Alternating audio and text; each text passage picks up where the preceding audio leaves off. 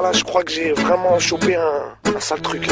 Un virus, ça vous chatouille, ça vous gratouille, c'est-à-dire Encore pire que la cage, le virus hexagonal, la fièvre coloniale, le sexisme et libéral, allergique aux musulmanes, au SDF et aux tziganes. Eh ouais camarade, je suis français mais je me soigne. Encore pire que la cage, le virus hexagonal, la fièvre coloniale, le sexisme et libéral, allergique aux...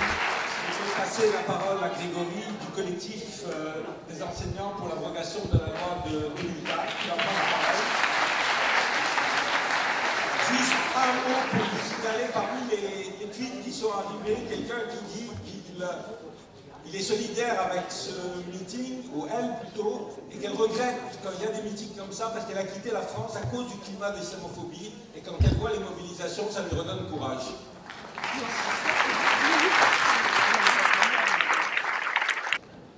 Bonsoir, je suis là aujourd'hui pour représenter le collectif des enseignants pour l'abrogation de la loi du 15 mars 2004. Je vais assez brièvement vous raconter comment en fait on s'est constitué puisqu'on a fait depuis notre constitution.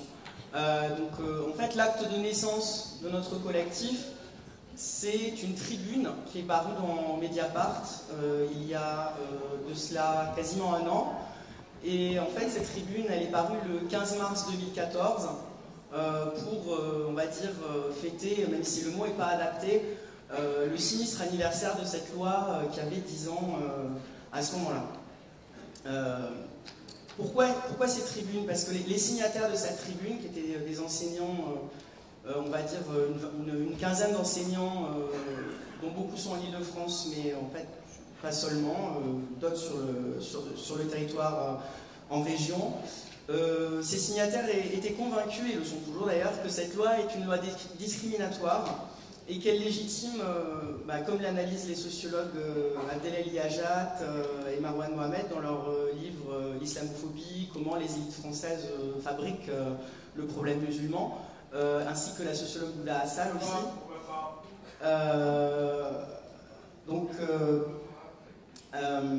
Elle participe et elle légitime l'extension du domaine de l'islamophobie en France, avec notamment la loi sur la burqa qui a été votée ensuite, la circulaire Châtel qui est passée, et aujourd'hui les menaces de loi sur l'interdiction du port du voile des assistantes maternelles, bien des étudiantes à l'université. Donc cette tribune qui est parue il y a un an est devenue très rapidement une pétition qui a quand même réussi à récolter 30 000 signatures en l'espace de 2 mois, ce qui nous a énormément surpris, évidemment, agréablement. Donc depuis, qu'est-ce qui s'est passé?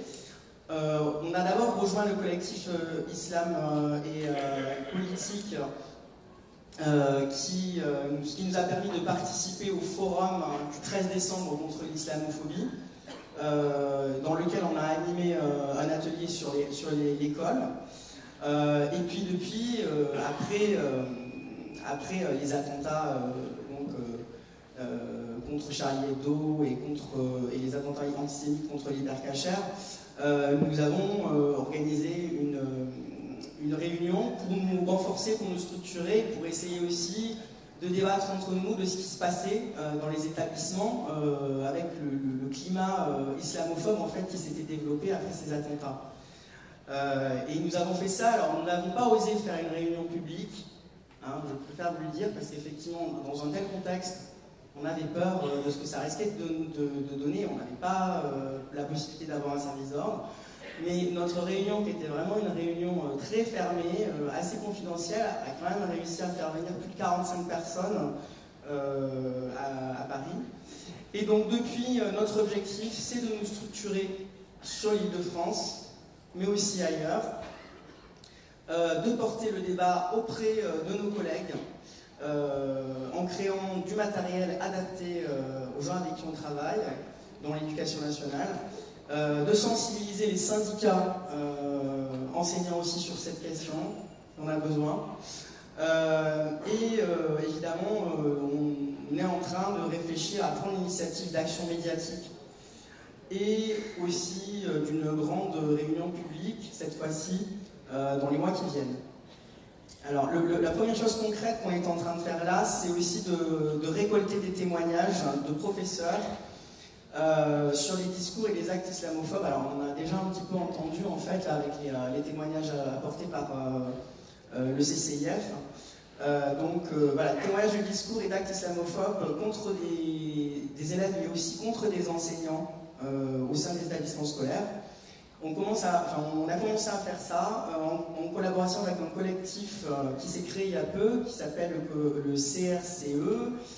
Je vais retrouver exactement, ça veut dire Collectif contre les racismes dans l'enseignement et la criminalisation des élèves et des étudiants.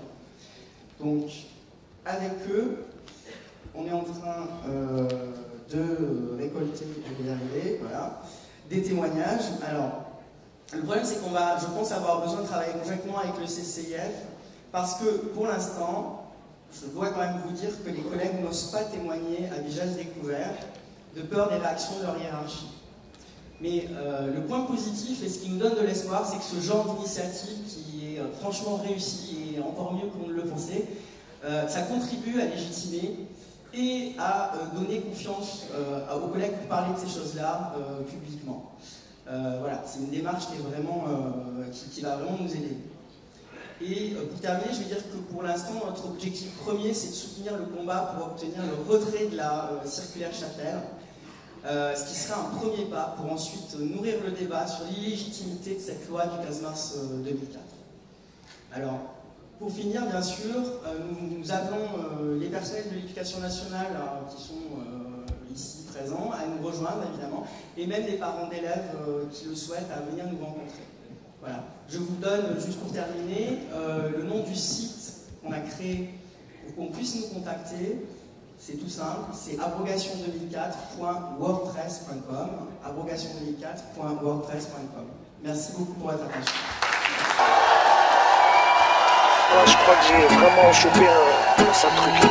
Un virus, ça vous chatouille, ça vous gratouille, c'est-à-dire? Encore pire que la cage, le virus hexagonal, la fièvre coloniale, le sexiste et libéral, allergique aux musulmanes, aux SDF et aux tziganes. Eh ouais camarade, je suis français mais je me soigne. Encore pire que la cage, le virus hexagonal, la fièvre coloniale, le sexiste et libéral, allergique aux